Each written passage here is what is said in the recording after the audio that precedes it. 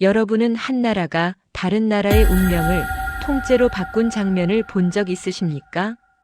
저는 봤습니다. 그것도 제 눈앞에서 유럽 한복판에서 말입니다. 한국은 단순히 물건을 파는 나라가 아니라 파트너 국가와 함께 성장하고 그 나라의 미래를 함께 만들어가는 진정성 있는 국가입니다. 한국이 전 세계에 보여준 모습은 세계 질서 속에서 한국을 대체 불가능한 존재로 만들었습니다. 오늘 저는 왜 한국이 강대국들도 함부로 할 수 없는 나라가 되었는지 제가 직접 목격한 사건을 통해 말씀드리겠습니다. 이 채널은 대한민국의 이야기입니다. 우리가 잊지 말아야 할 기록. 좋아요와 구독은 함께 한다는 약속입니다. 여러분의 좋아요와 구독은 다음 영상 제작에 큰 힘이 됩니다. 안녕하십니까? 저는 벤자민 해링턴입니다. 저는 하버드에서 30년이 넘도록 국가 전략과 경제를 가르쳐온 사람입니다. 저는 냉정했습니다. 숫자로 말했고 데이터로 판단했습니다. 감정? 그런 건 학문에 끼어들면 안 되는 거라고 믿었죠. 그런 사람이 바로 저였습니다. 학생들은 저를 얼음 교수라고 불렀어요. 강의실에서 저는 절대 흥분하지 않았습니다. 절대 목소리를 높이지 않았어요. 그냥 팩트만 말했습니다. 차트를 보여주고 그래프를 분석하고 결론을 내렸죠. 30년 동안 그렇게 살았습니다. 그런데 말입니다. 제가 한국이라는 나라를 연구하면서 생각이 흔들리기 시작했습니다. 처음엔 그냥 호기심이었어요. 한국? 전쟁 후 폐허에서 일어난 나라. 반도체 잘 만들고 드라마 잘 만들고 그 정도로 알고 있었습니다. 솔직히 말하면 저는 한국을 깊이 있게 본 적이 없었습니다. 아시아의 작은 나라. 미국과 중국 사이에 낀 나라. 그 정도였어요. 그런데 2004년 어느 가을날 저는 슬로바키아 질리나라는 작은 도시에 갔습니다. 연구 때문이었어요. 동유럽 국가들이 어떻게 변화하고 있는지, 어떤 외국 자본이 들어오는지 조사하러 간 거였습니다. 별 기대 없이 갔습니다. 그냥 보고서 한 장 쓰려고요. 비행기를 타고 브라티슬라바에 도착했습니다. 그리고 거기서 차를 몇 시간 타고 북쪽으로 올라갔어요. 창밖으로 보이는 풍경은 을씨년스러웠습니다. 낡은 공장 건물들이 여기저기 버려져 있었어요. 녹슨 철문, 깨진 유리창, 텅 빈 주차장. 죽은 땅이었습니다. 저는 차 안에서 생각했어요. 여긴 끝났구나. 그런데 그곳에서 저는 뭔가를 봤습니다. 설명할 수 없는 뭔가를. 슬로바키아요. 여러분 아십니까? 그 나라가 얼마나 절망적이었는지. 1993년 체코슬로바키아가 둘로 쪼개집니다. 체코와 슬로바키아로요. 벨벳 이혼이라고 불렀어요. 조용하고 평화로운 분리였다고 하더군요. 하지만 평화롭다고 해서 고통이 없는 건 아니었습니다. 문제는 모든 산업이 체코 쪽에 몰려 있었다는 겁니다. 프라하를 중심으로 공장들이 있었고 기술자들이 있었고 돈이 있었어요. 슬로바키아는 그냥 농업지역이었습니다. 산과 들판만 있었어요. 공장도 없고 기술도 없고 사람만 있었습니다. 분리되고 나서 슬로바키아는 무너졌습니다. 천천히 그러나 확실하게. 실업률이 치솟았어요. 1995년에는 거의 15%까지 올라갔습니다. 젊은이들은 독일로, 오스트리아로, 영국으로 떠났습니다. 고향을 버렸어요. 남은 건 늙은 부모들과 텅 빈 공장 터뿐이었습니다. 저는 2004년에 그곳에 갔을 때 한 지역 공무원을 만났어요. 이름은 얀이었습니다. 60살쯤 됐을 겁니다. 그는 저에게 말했습니다. 교수님, 우리 마을에서 젊은이를 보기 힘들어요. 다들 떠났어요. 여기 남아봤자 미래가 없으니까요. 제 아들도 독일에 있어요. 제 딸도 오스트리아에 있고요. 명절에만 돌아와요. 그것도 1년에 한두 번. 그의 목소리에는 체념이 묻어 있었습니다. 포기한 사람의 목소리였어요. 그 나라 사람들은 말했습니다. 우리는 버림받았다. 저도 그렇게 생각했어요. 그 나라는 끝났다고. 유럽 변두리에 아무도 신경 쓰지 않는 작은 나라일 뿐이라고요. 서유럽 국가들은 폴란드에 투자했습니다. 헝가리에 투자했어요. 체코에 투자했습니다. 일본 기업들도 마찬가지였어요.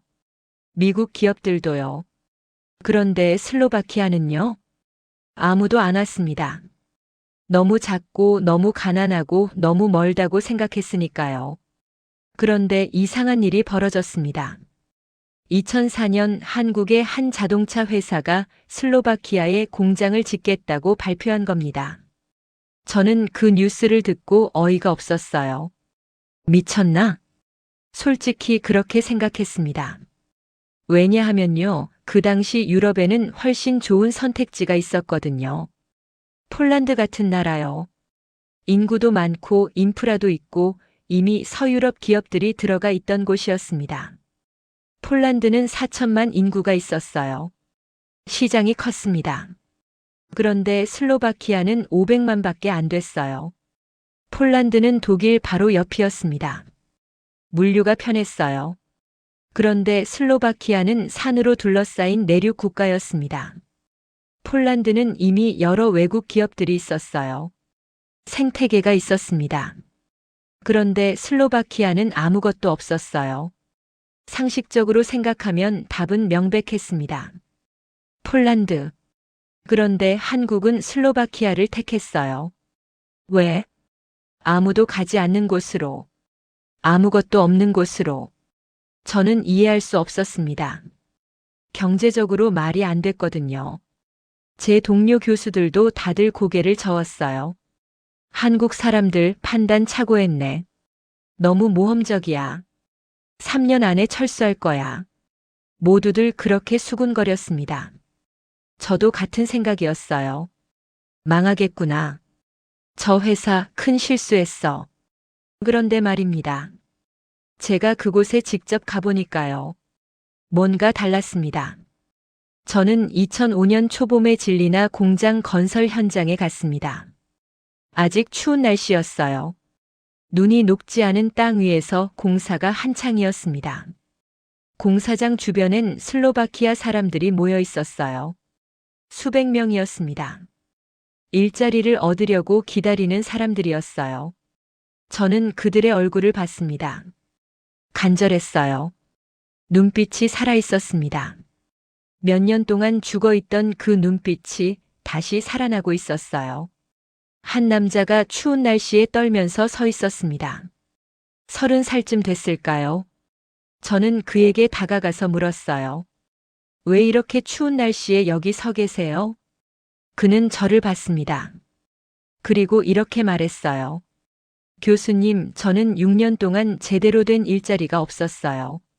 건설 현장에서 하루 벌어 하루 먹고 살았습니다. 그런데 이제 기회가 왔어요. 진짜 회사에 들어갈 수 있는 기회가요. 제가 이걸 놓칠 수 있겠어요? 그의 목소리는 떨렸습니다. 추워서가 아니었어요. 간절해서였습니다. 한국 기업은 단순히 공장만 지은 게 아니었습니다. 부품 협력사들을 함께 데려왔어요. 한국에서 타이어 만드는 회사, 시트 만드는 회사, 전자부품 만드는 회사들이 같이 왔습니다. 한국에서 일하던 기술자들을 보냈어요. 20대, 30대 젊은 엔지니어들이었습니다. 그들은 슬로바키아에 와서 현지 노동자들을 가르치기 시작했습니다. 그리고 슬로바키아 노동자들을 한국으로 데려갔어요. 매달 수십 명씩 한국행 비행기를 태웠습니다. 한국 공장에서 3개월, 6개월씩 훈련을 받게 했어요. 저는 그때 한 슬로바키아 노동자를 인터뷰했습니다. 이름은 마르틴이었어요. 35살쯤 됐을 겁니다. 키가 크고 어깨가 넓은 사람이었습니다. 손이 거칠었어요. 오랫동안 막노동을 했다는 걸 알 수 있었습니다. 그는 체코 분리 이후 7년 동안 일자리를 구하지 못했던 사람이었습니다. 건설 현장에서 하루하루 일당을 받으며 살았어요. 아내와 두 아이가 있었습니다. 제가 물었습니다. 한국 회사에서 일하게 되면 뭐가 달라질 것 같으세요? 그는 잠시 말을 못했어요. 눈이 붉어졌습니다. 그러더니 천천히 말했습니다. 교수님, 저는 제 아들에게 뭐라고 말해야 할지 몰랐어요. 아빠가 뭐 하는 사람이냐고 물어볼 때마다요. 저는 그냥 이곳저곳에서 벽돌 나르고 시멘트 나르는 사람이었어요. 그런데 이제 달라질 것 같아요. 제 아들에게 말할 수 있을 것 같아요. 아빠가 자동차를 만든다고. 그냥 벽돌을 나르는 게 아니라 진짜 뭔가를 만든다고요. 그는 말을 멈췄습니다. 그리고 손으로 얼굴을 가렸어요. 저는 그 순간 가슴이 먹먹해졌습니다. 공장이 완공됐습니다. 2006년 12월이었어요. 개장식이 있었습니다. 슬로바키아 총리가 왔고 한국 대사가 왔어요. 기자들이 왔고 주민들이 왔습니다. 저도 그 자리에 있었어요. 개장식에서 슬로바키아 총리가 연설했습니다. 그는 이렇게 말했어요. 오늘은 우리 슬로바키아 역사의 새로운 장이 열리는 날입니다. 한국이라는 나라가 우리를 믿어줬습니다. 우리가 할 수 있다고 믿어줬어요. 그의 목소리가 떨렸습니다. 군중들은 박수를 쳤어요. 그런데 저는 봤습니다. 많은 사람들이 울고 있었어요. 기쁨의 눈물이었습니다. 희망의 눈물이었어요. 저는 그 장면을 지금도 잊을 수가 없습니다. 그리고 차가 생산되기 시작했습니다. 첫 차가 조립 라인에서 나온 날 저는 다시 그곳을 찾아갔습니다. 2007년 봄이었어요. 공장 안으로 들어갔습니다. 조립 라인이 움직이고 있었어요. 슬로바키아 노동자들이 한국 기술자들과 나란히 서서 일하고 있었습니다. 그들은 집중하고 있었어요. 진지했습니다. 저는 마르틴을 다시 만났습니다. 그는 이제 정규직 조립 라인 기술자가 되어 있었어요. 파란색 작업복을 입고 안전모를 쓰고 있었습니다. 그는 저를 보고 환하게 웃었어요. 교수님, 오셨네요. 저는 그의 얼굴을 봤습니다. 완전히 달라져 있었어요. 1년 전에 그 간절한 눈빛은 사라지고 자신감 있는 눈빛이 있었습니다. 그는 저에게 조립 라인을 보여줬어요. 여기서 엔진을 조립하고 저기서 셰시를 붙이고 저 끝에서 최종 검사를 해요. 저는 엔진 조립 파트에 있습니다. 한국 선배님이 가르쳐 줬어요. 처음엔 어려웠는데 이제 눈 감고도 할 수 있어요. 그는 자랑스러워했습니다. 그리고 이렇게 말했어요. 교수님, 제 아들이 이제 학교에서 말한대요. 우리 아빠는 자동차를 만든다고. 친구들한테 자랑한대요. 주말에 아들을 데리고 공장 밖에 와서 보여줬어요. 아빠가 저 안에서 일한단다. 아들 눈이 반짝반짝 하더라고요. 저는 그때 느꼈습니다. 이건 단순한 투자가 아니구나. 이건 공장이 아니라 희망을 지은 거구나. 한 남자의 존엄을 되찾아준 거구나. 그런데 여러분, 제가 더 놀란 건 그 다음이었습니다. 한국 기업은 거기서 멈추지 않았어요. 슬로바키아 사람들을 단순히 고용한 게 아니라 교육시켰습니다. 기술을 가르쳤어요. 품질 관리를 가르쳤습니다. 공장 안에 교육센터를 만들었어요. 강의실이 있고 실습실이 있었습니다. 매주 교육이 있었어요. 용접 기술, 도장 기술, 전기 시스템 품질 검사. 한국 기술자들이 직접 가르쳤습니다.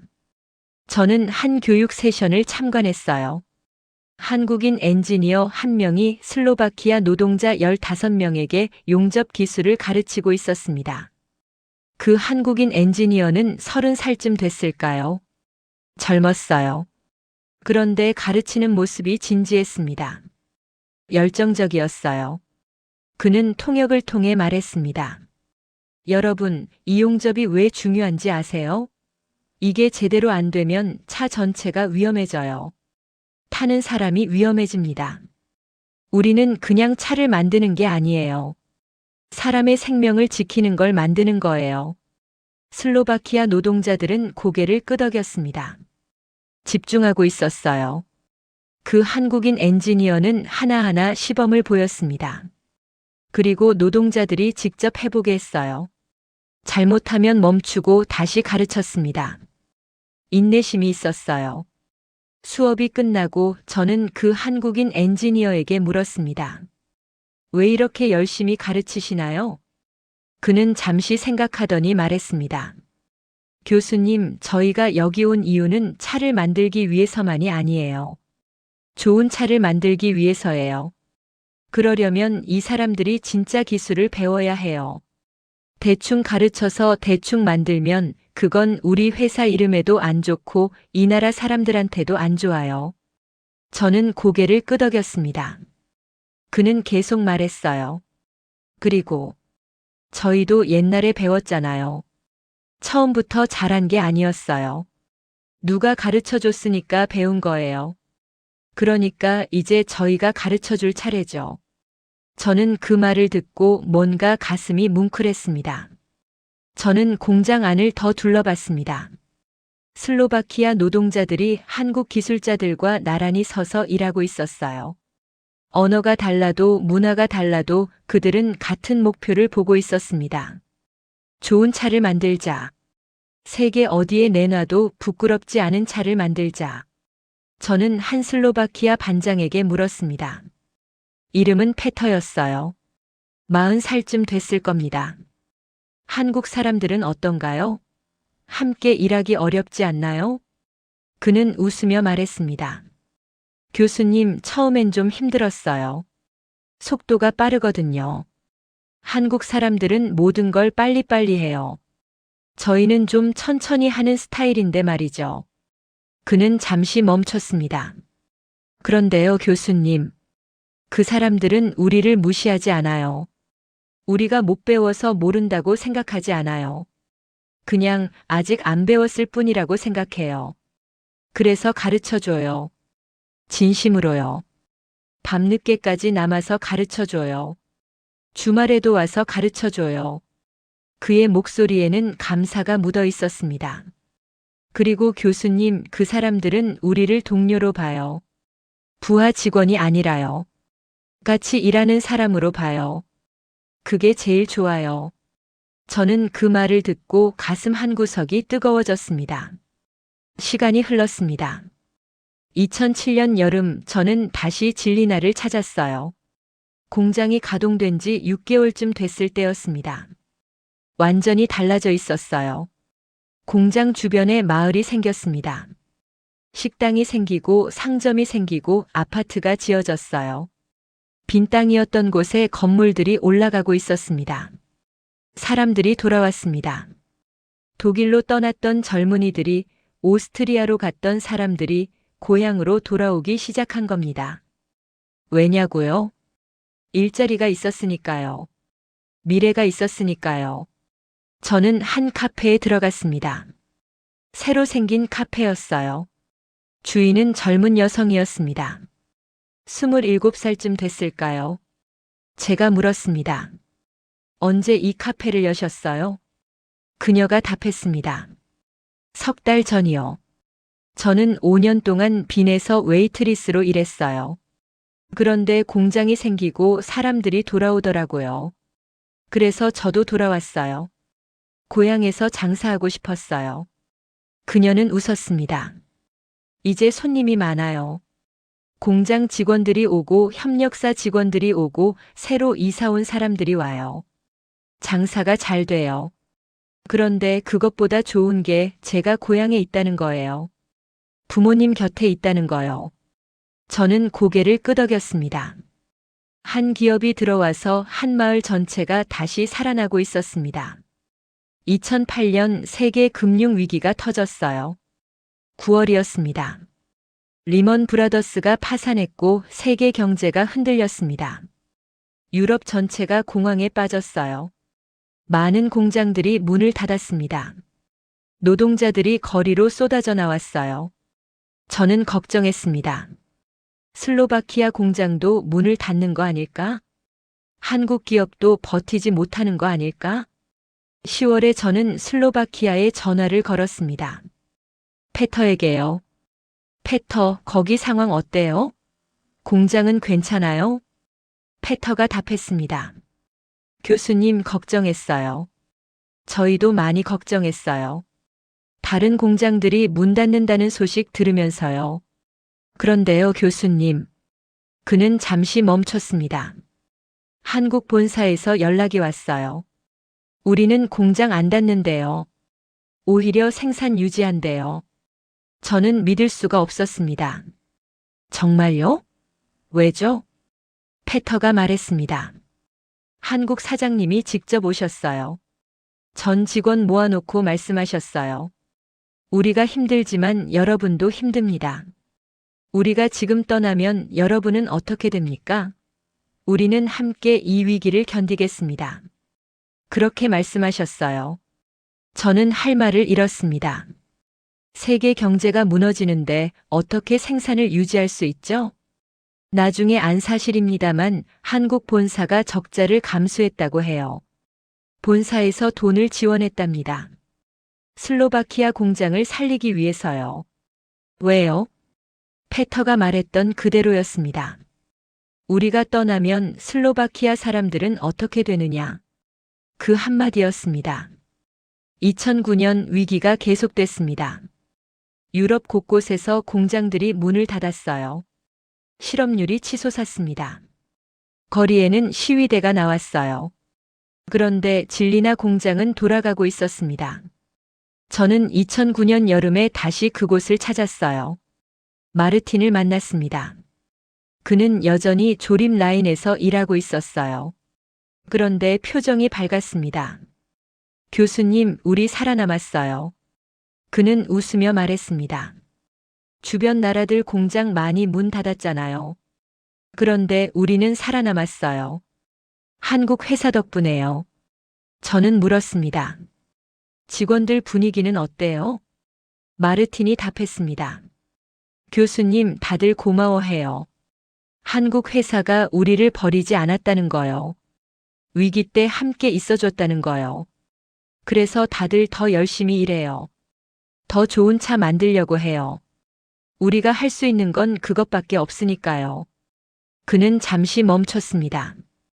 교수님, 저희는 이제 알아요. 이 회사는 우리를 단순히 노동자로 보는 게 아니라는 걸요. 사람으로 본다는 걸요. 슬로바키아 노동자들은 그걸 잊지 않았습니다. 위기가 끝나고 경제가 회복되기 시작했을 때 진리나 공장의 생산성은 유럽에서 최고 수준이 됐습니다. 품질도 뛰어났어요. 불량률이 가장 낮았습니다. 왜요? 노동자들이 마음을 다해 일했으니까요. 이 회사가 자기들을 버리지 않았으니까요. 여러분, 저는 그때 깨달았습니다. 이 나라는 뭔가 다르다고. 한국이라는 나라는 돈만 보는 게 아니구나. 사람을 본다는 걸, 약속을 지킨다는 걸. 저는 하버드로 돌아와서도 그 장면을 잊을 수 없었습니다. 슬로바키아의 그 작은 도시가 어떻게 다시 살아났는지, 한국 기업 하나가 들어가서 어떻게 한 지역 전체를 바꿔놨는지, 제 동료 교수들은 여전히 말했어요. 그래도 결국 경제 논리지. 한국도 이익 때문에 간 거야. 맞습니다. 이익도 받겠죠. 하지만 저는 알았습니다. 이익만으로는 설명이 안 된다는 걸. 왜냐하면 이익만 따지는 기업이라면 금융위기 때 떠났을 테니까요. 폴란드 같은 더 안정적인 곳으로 갔을 테니까요. 그런데 한국은 남았습니다. 그리고 그들은 단순히 남은 게 아니라 슬로바키아 사람들과 함께 위기를 견뎠어요.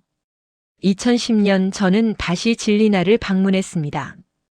공장은 이제 유럽 최고 수준의 생산성을 자랑하고 있었어요. 슬로바키아에서 만든 차가 유럽 전역으로 팔려나갔습니다. 독일에도 프랑스에도 영국에도 갔어요. 품질도 뛰어났습니다. 저는 공장 투어를 하면서 한 젊은 여성 엔지니어를 만났습니다.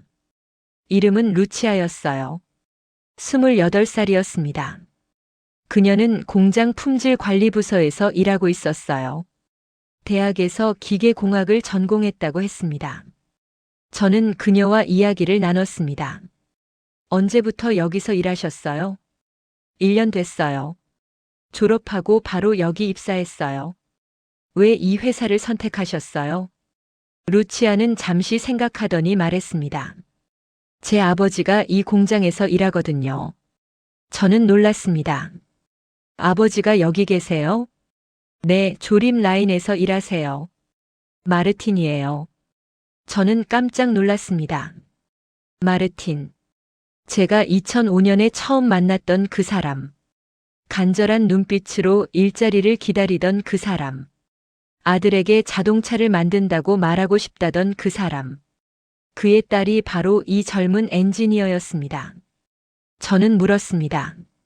아버지 때문에 이 회사에 오신 거예요? 루치아는 고개를 끄덕였습니다. 네, 제가 어렸을 때 아버지가 말씀하셨어요. 이 공장이 우리 가족을 살렸다고. 아버지는 7년 동안 제대로 된 일이 없으셨대요. 그런데 이 회사가 와서 아버지에게 일자리를 줬대요. 그것도 그냥 일자리가 아니라 자부심을 가질 수 있는 일자리를요. 그녀는 잠시 멈췄습니다. 그래서 저도 이곳에서 일하고 싶었어요. 아버지처럼 좋은 차를 만들고 싶었어요. 그리고 이 회사에 보답하고 싶었어요. 저는 그 순간 뭔가 가슴이 터질 것 같았습니다. 이건 단순히 일자리를 준 게 아니었습니다. 이건 미래를 준 거였어요. 한 세대가 아니라 다음 세대까지. 아버지가 조립 라인에서 차를 만들고 딸이 엔지니어가 되어 그 차의 품질을 책임지는 거였습니다. 이게 가능한 일입니까? 한 기업이, 한 나라가 이렇게 다른 나라의 미래를 바꿀 수 있습니까? 저는 루치아에게 물었습니다. 여기서 일하면서 어때요? 그녀가 답했습니다. 좋아요. 한국 선배들이 많이 가르쳐줘요. 품질 관리가 왜 중요한지, 어떻게 하면 더 좋은 차를 만들 수 있는지요. 그리고 교수님, 이 회사는 우리를 믿어줘요. 우리가 할 수 있다고 믿어줘요. 그녀의 눈빛은 자신감으로 빛나고 있었습니다. 저는 그날 마르틴도 다시 만났습니다.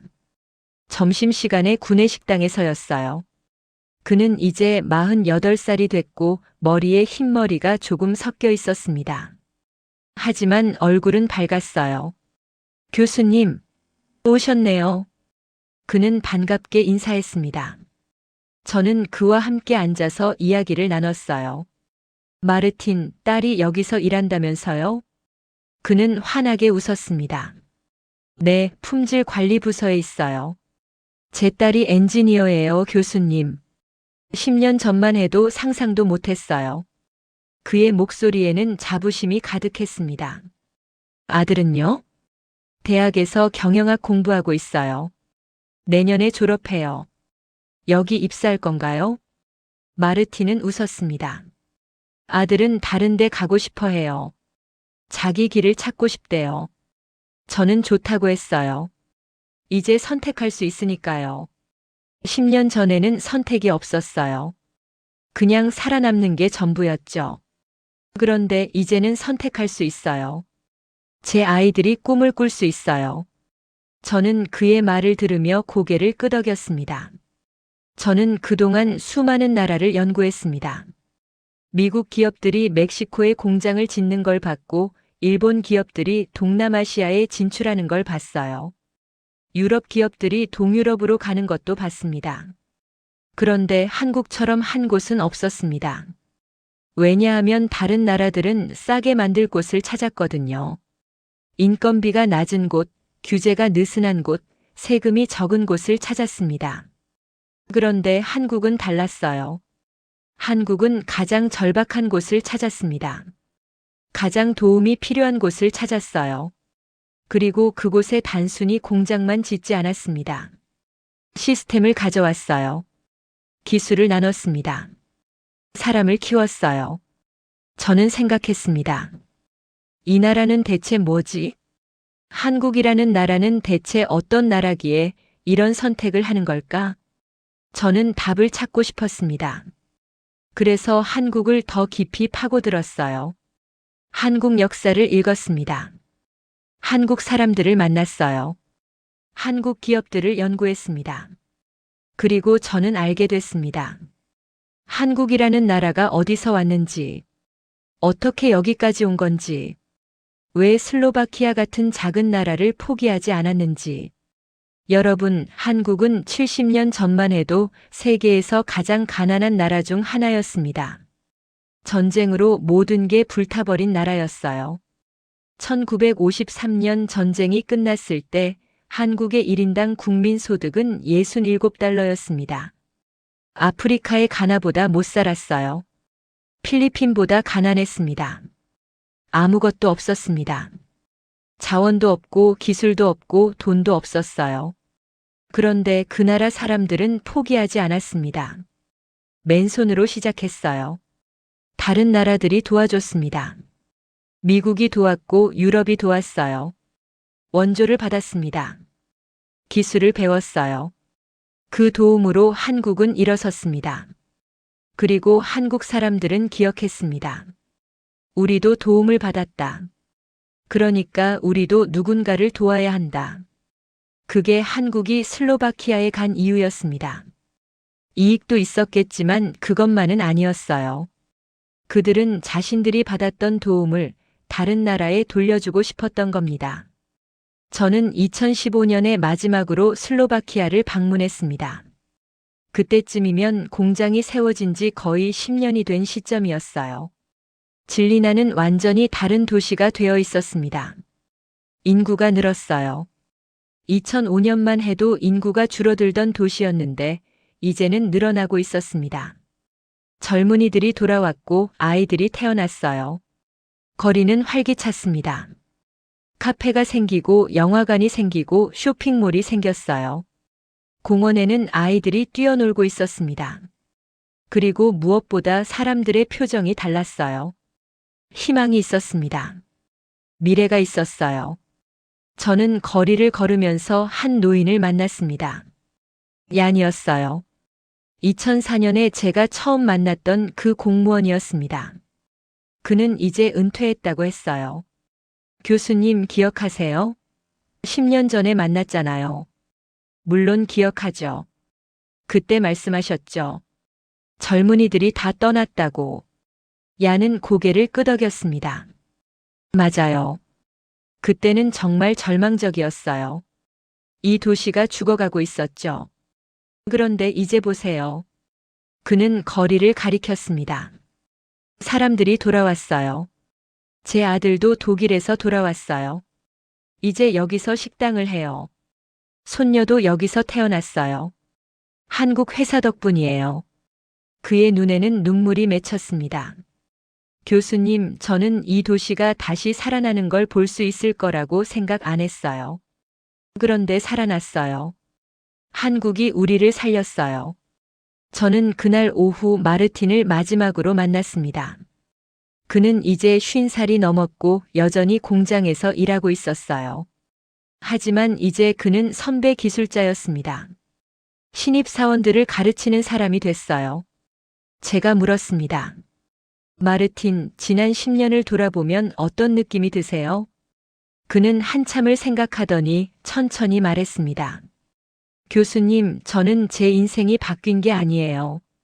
제 나라가 바뀌었어요. 한국 사람들이 와서 우리에게 다시 꿈을 꾸게 해줬어요.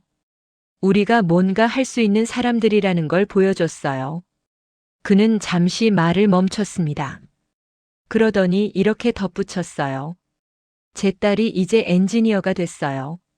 제 아들은 대학에서 경영학을 공부하고 있고요. 10년 전만 해도 상상도 못한 일이에요. 한국이 아니었으면 저희 가족은 지금도 떠돌고 있었을 거예요. 그는 고개를 들어 하늘을 봤습니다. 교수님, 한국 사람들은 우리에게 돈만 준 게 아니에요. 존엄을 줬어요. 우리가 가치 있는 사람들이라는 걸 느끼게 해줬어요. 그게 제일 큰 선물이에요. 저는 그 말을 듣고 아무 말도 할 수 없었습니다. 목이 메었습니다. 여러분, 저는 그날 깨달았습니다. 한국이라는 나라가 슬로바키아에 준 건 단순히 공장이 아니었다는 걸 그들은 존엄을 줬습니다. 사람들에게 너희도 할 수 있다는 확신을 줬어요. 그리고 그건 돈으로 살 수 없는 거였습니다. 저는 하버드로 돌아왔습니다. 그리고 제 강의실에서 학생들에게 말했어요. 여러분, 세상에는 두 종류의 나라가 있습니다. 자기 이익만 챙기는 나라와 함께 살아가려는 나라. 한국은 후자입니다. 제 동료 교수 한 명이 비웃었어요. 너무 낭만적이야. 결국 다 경제 논리야. 저는 고개를 저었습니다. 아니야. 경제만으로는 설명 안 돼. 슬로바키아에서 일어난 일은 경제 이상의 뭔가야. 그런데 여러분, 제가 더 놀란 건 그 다음이었습니다. 슬로바키아 이야기는 시작에 불과했거든요. 저는 그 후 다른 나라들을 조사하기 시작했습니다.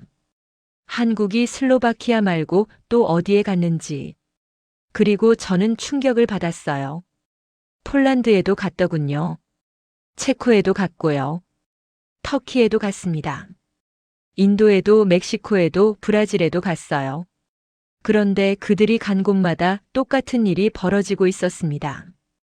단순히 공장을 짓는 게 아니라 사람을 키우고 있었어요. 일자리만 주는 게 아니라 기술을 나누고 있었습니다. 이익만 가져가는 게 아니라 그 나라와 함께 성장하고 있었어요. 저는 이해할 수 없었습니다. 어떻게 한 나라가 이렇게 여러 나라에서 똑같은 방식으로 움직일 수 있죠? 이건 우연이 아니었습니다. 이건 전략도 아니었어요. 이건 그냥 그들의 방식이었습니다. 한국이라는 나라가 세상을 대하는 방식이었어요.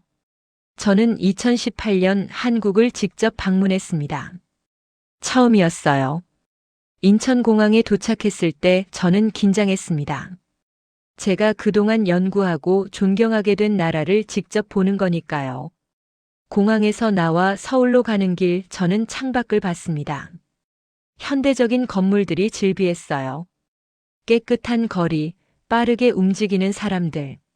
70년 전 폐허였던 나라가 이렇게 됐구나. 저는 감탄했습니다. 서울에서 일주일을 보냈어요. 저는 한국의 기업인들을 만났습니다. 그들에게 물었어요. 왜 슬로바키아 같은 곳에 갔습니까? 폴란드가 더 나았잖아요.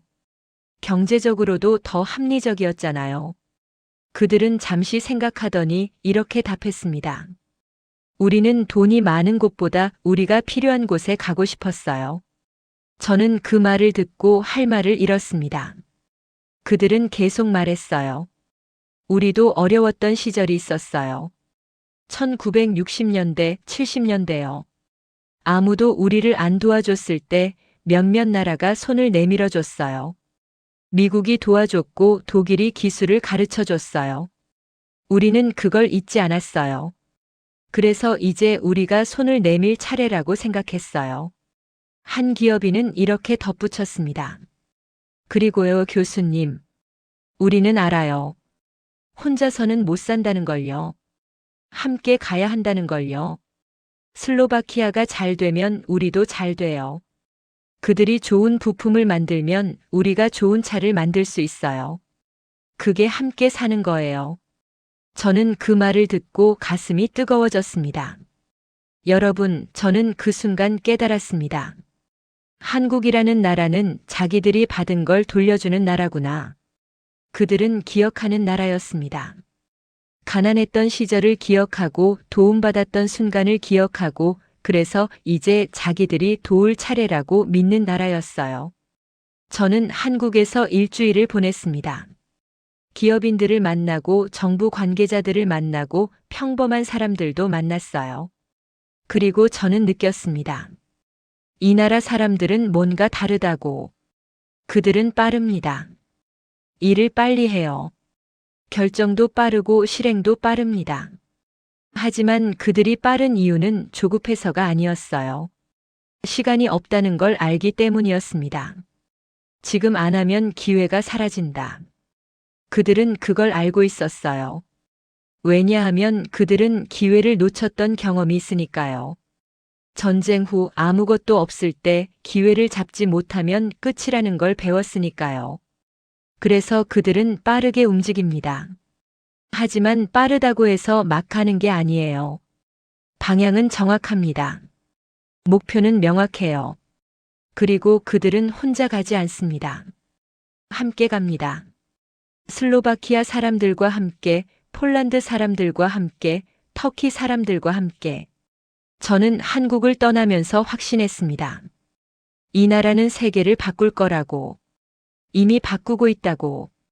슬로바키아 같은 작은 나라에서 시작된 변화가 점점 더 커지고 있다고. 그런데 여러분, 제가 한국에서 돌아온 후 더 놀라운 일들이 벌어졌습니다. 그건 제가 상상했던 것보다 훨씬 더 컸어요. 훨씬 더 깊었습니다. 한국은 단순히 공장을 짓는 나라가 아니었어요. 한국은 세상을 연결하는 나라였습니다. 기술을 나누고 문화를 나누고 꿈을 나누는 나라였어요. 그리고 그 중심에는 한국 사람들의 기억이 있었습니다. 가난했던 기억, 도움받았던 기억, 그리고 우리도 누군가를 도와야 한다는 믿음. 여러분, 저는 30년 넘게 세계 경제를 연구한 사람입니다. 수많은 나라를 봤어요. 강대국도 봤고 약소국도 봤습니다. 부자 나라도 봤고 가난한 나라도 봤어요. 그런데 한국처럼 이렇게 빠르게 변하고 이렇게 깊게 다른 나라에 영향을 준 나라는 없었습니다. 한국은 특별합니다. 왜냐하면 그들은 자기만 생각하지 않으니까요. 그들은 함께 가려고 하니까요. 그리고 그게 바로 한국이 세계에서 무시할 수 없는 나라가 된 이유입니다. 그런데 여러분, 슬로바키아 이야기는 시작에 불과합니다.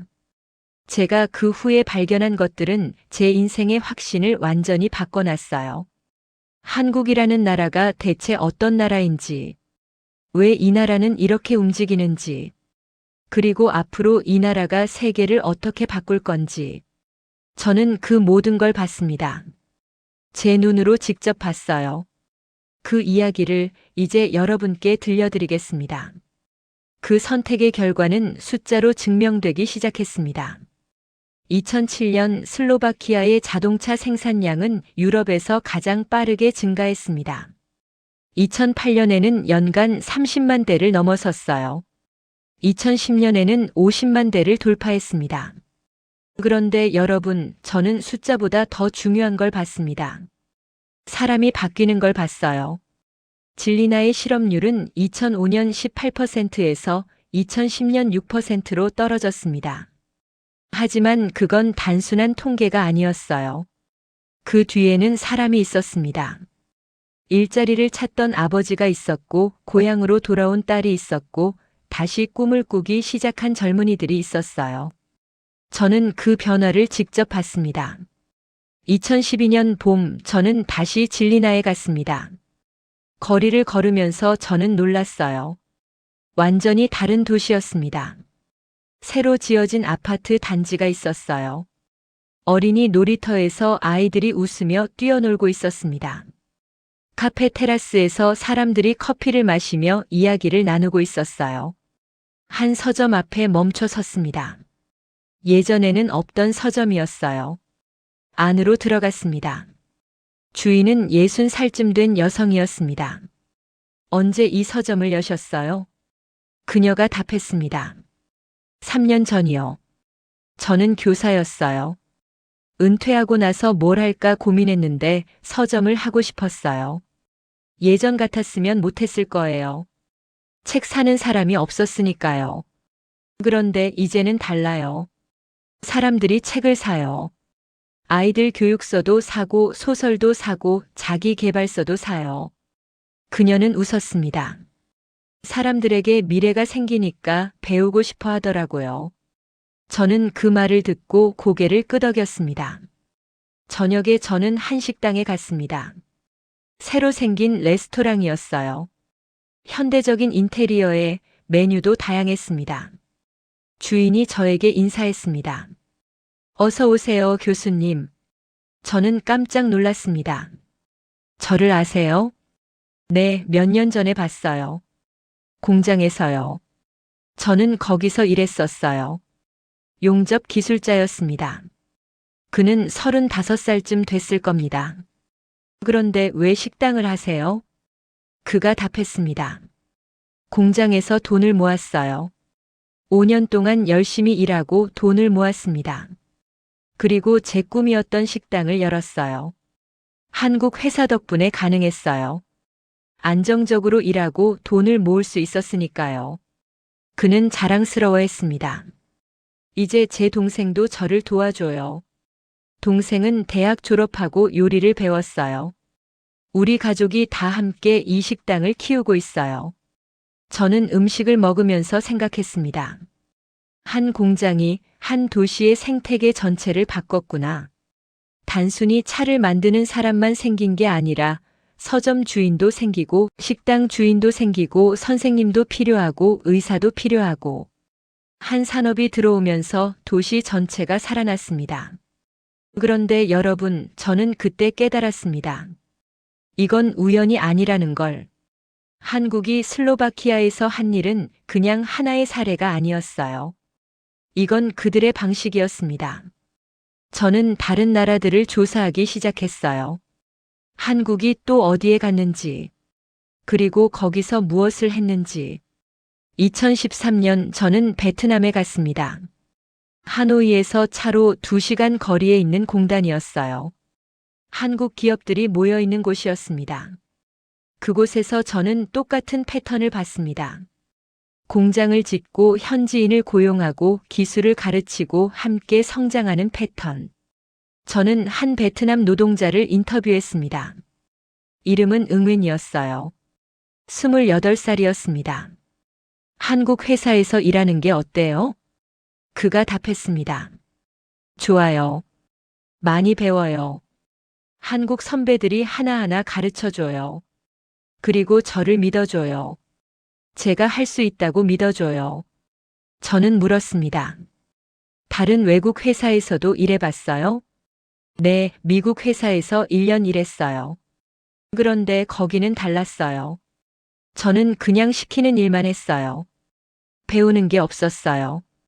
한국 회사는 달라요. 배우게 해줘요. 성장하게 해줘요. 저는 고개를 끄덕였습니다. 슬로바키아에서 들었던 말과 똑같았어요. 2014년 저는 폴란드에 갔습니다. 한국 기업들이 진출해 있는 공장을 방문했어요. 거기서도 똑같은 이야기를 들었습니다. 2015년 멕시코, 2016년 인도, 2017년 터키. 어디를 가든 같은 패턴이 반복됐습니다. 한국 기업들은 단순히 값싼 노동력을 찾아가는 게 아니었어요. 그들은 파트너를 찾아갔습니다. 함께 성장할 사람들을 찾아갔어요. 저는 연구자로서 충격을 받았습니다. 어떻게 한 나라의 기업들이 전 세계 곳곳에서 똑같은 방식으로 움직일 수 있죠? 이건 정부 지침도 아니었어요. 이건 회사 매뉴얼도 아니었습니다. 이건 그냥 그들의 DNA였습니다. 한국 사람들이 세상을 대하는 방식이었어요. 저는 하버드로 돌아와서 이 패턴을 분석하기 시작했습니다. 왜 한국은 이렇게 움직이는가? 다른 나라와 뭐가 다른가? 그리고 저는 깨달았습니다. 한국에는 3가지 힘이 있다는 걸. 첫 번째는 산업의 심장부를 쥔 나라라는 것. 여러분, 21세기는 반도체의 시대입니다. 스마트폰도 컴퓨터도 자동차도 전부 반도체가 없으면 작동하지 않아요. 그 반도체를 한국이 만듭니다. 세계 최고 수준의 반도체를요. 2019년 저는 한국의 반도체 공장을 방문했습니다. 평택에 있는 거대한 공장이었어요. 그 규모에 저는 압도당했습니다. 축구장 수십 개를 합친 크기였어요. 24시간 돌아가는 공장이었습니다. 안내를 맡은 엔지니어가 말했습니다. 교수님, 이 공장에서 만드는 반도체가 없으면 전 세계 스마트폰 생산의 30%가 멈춥니다. 저는 그 말을 듣고 소름이 돋았습니다. 한 나라가 한 공장이 세계 산업의 심장부를 쥐고 있다는 것. 그리고 그건 반도체만이 아니었어요. 배터리도 한국이 만듭니다. 디스플레이도 한국이 만들어요. 전기차의 핵심 부품들도 한국에서 나옵니다. 21세기 산업의 핵심을 한국이 쥐고 있었습니다. 두 번째는 군대의 힘이었습니다. 한국군은 세계 6위 수준의 전력을 가지고 있어요. 하지만 저는 그게 중요하다고 생각하지 않았습니다. 숫자는 의미가 없었어요. 중요한 건 그들이 왜 싸우는가였습니다.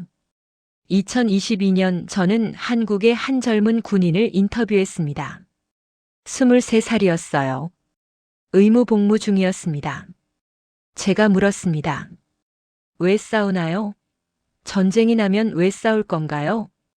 그는 잠시 생각하더니 말했습니다. 제 가족이 여기 있으니까요. 제 친구들이 여기 있고 제가 사랑하는 사람들이 여기 있어요.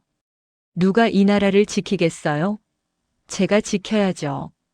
그의 눈빛은 확고했습니다. 저는 그 눈빛을 보고 느꼈습니다. 이 나라 군대는 돈으로 만든 군대가 아니구나. 명령으로 움직이는 군대가 아니라 지킬 것이 있는 사람들의 군대구나. 한국에는 징병제가 있습니다. 모든 남자가 군대를 갑니다.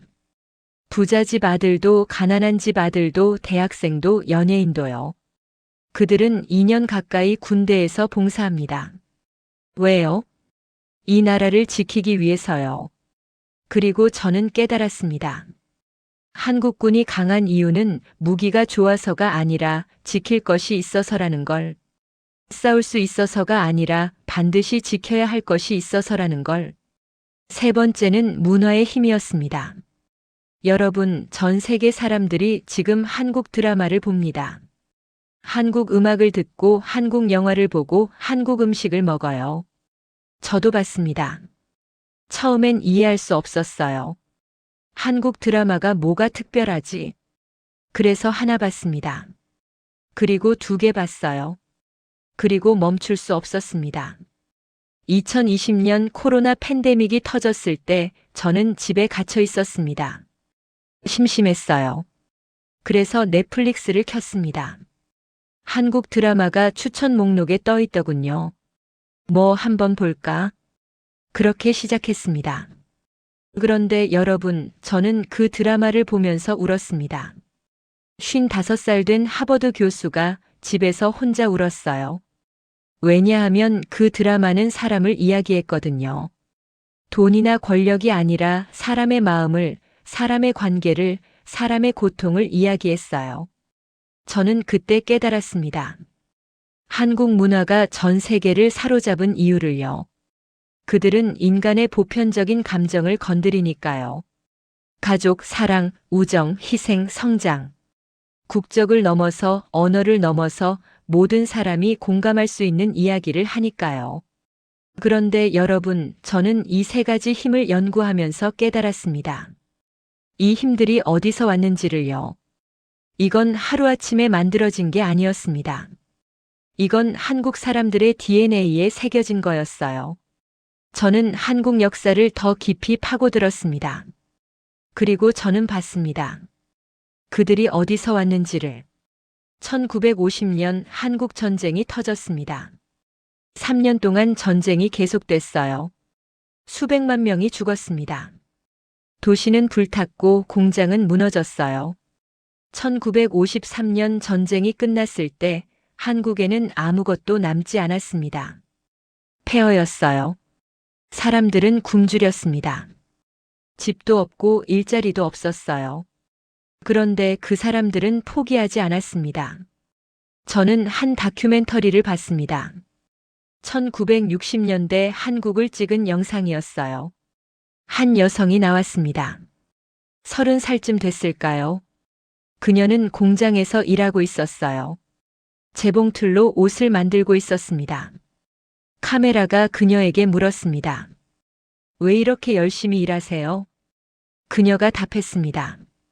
제 아이들이 배워야 하니까요. 제 아이들은 저처럼 살면 안 되니까요. 더 나은 삶을 살아야 하니까요. 그녀의 손은 거칠었습니다. 하루 12시간씩 일한 손이었어요. 그런데 그녀의 눈빛은 희망으로 빛나고 있었습니다. 저는 그 영상을 보고 울었습니다.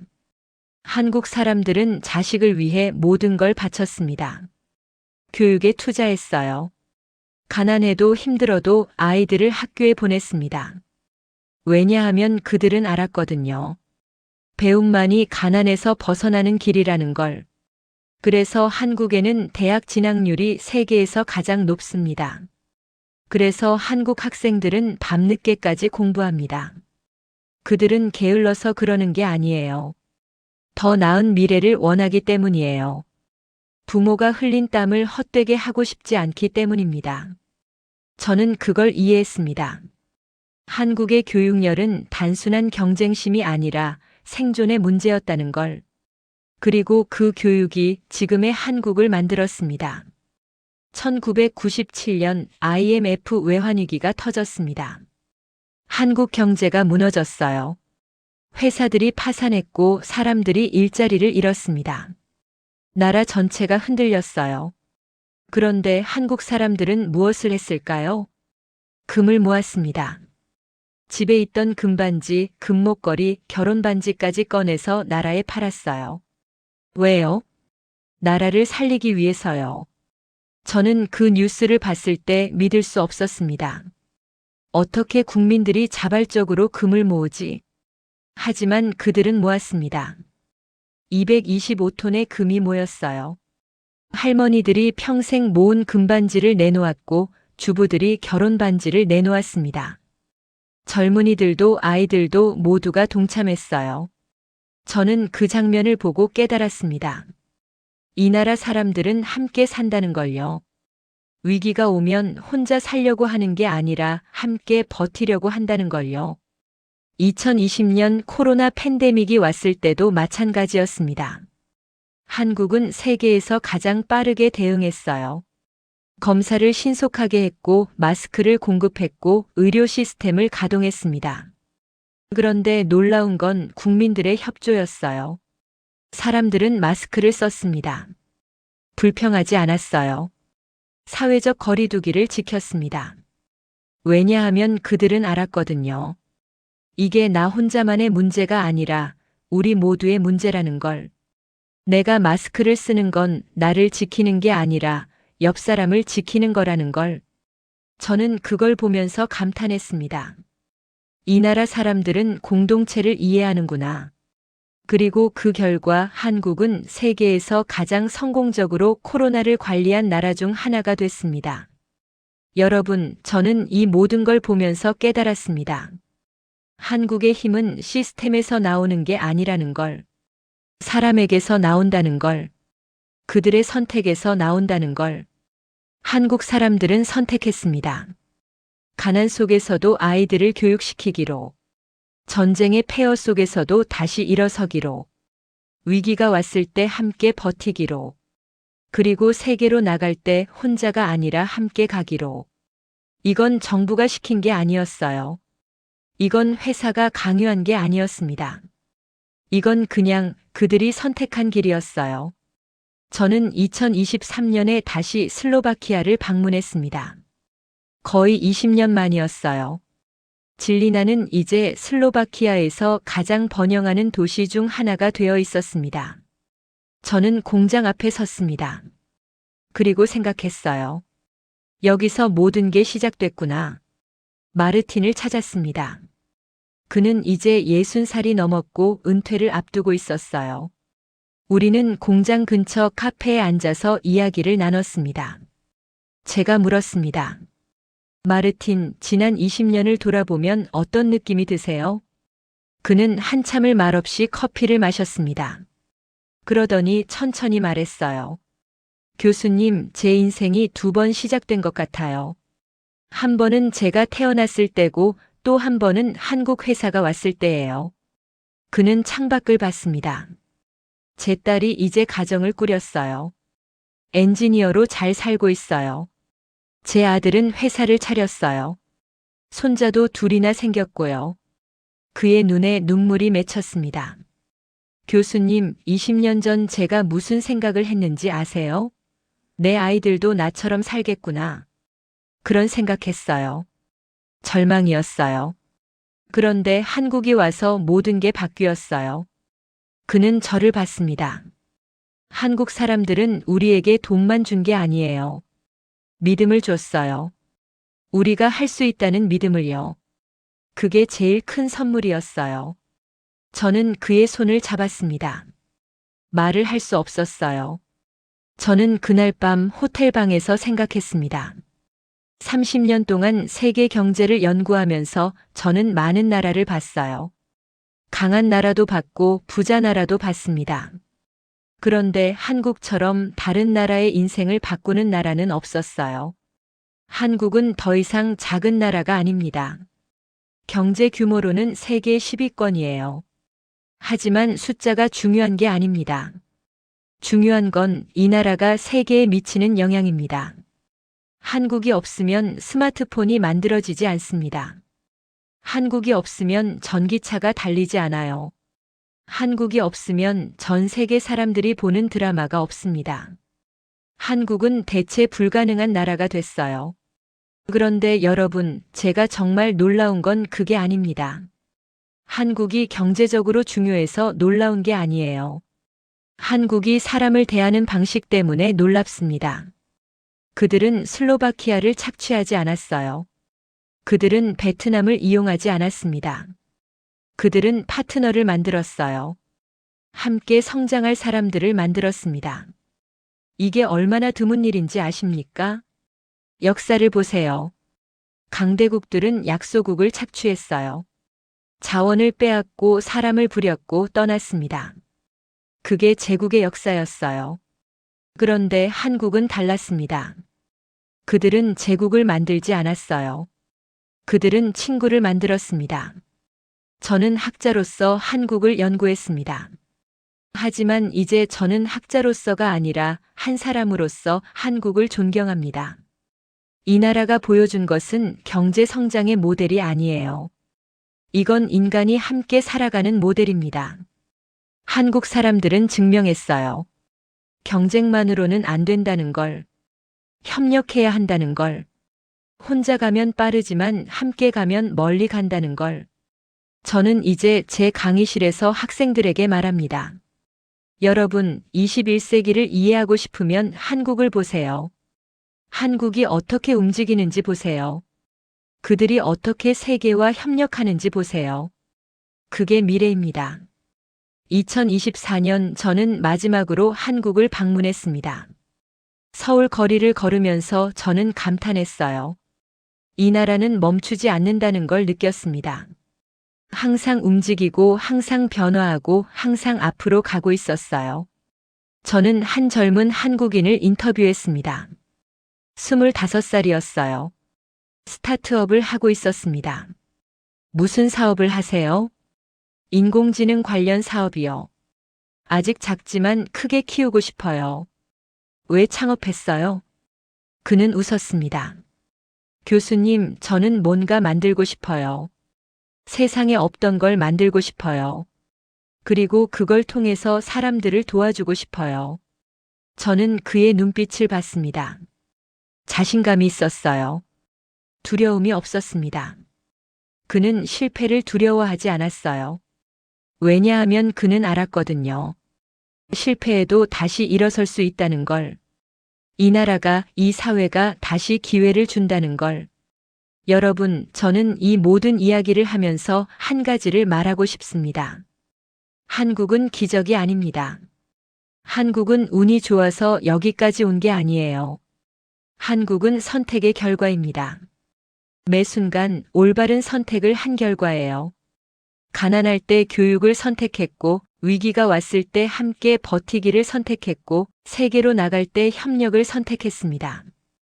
그리고 그 선택들이 쌓여서 지금의 한국이 됐어요. 이건 우리 모두에게 교훈을 줍니다. 어떤 나라든 어떤 사람이든 선택할 수 있다는 것. 그리고 그 선택이 미래를 만든다는 것. 저는 이제 70살이 넘었습니다. 은퇴를 몇 년 앞두고 있어요. 제가 마지막으로 하고 싶은 일은 이 이야기를 전하는 겁니다. 한국이라는 나라가 어떻게 세계를 바꿨는지, 어떻게 한 나라가 다른 나라들의 삶을 변화시켰는지, 그리고 우리가 여기서 무엇을 배울 수 있는지, 저는 이 이야기를 제 제자들에게 반드시 들려줍니다. 그들은 미래의 리더들이니까요. 그들이 세상을 이끌어갈 사람들이니까요. 그들이 한국의 방식을 배워야 한다고 생각합니다. 경쟁만 하는 게 아니라 협력하는 법을, 이익만 추구하는 게 아니라 함께 성장하는 법을, 혼자 가는 게 아니라 함께 가는 법을.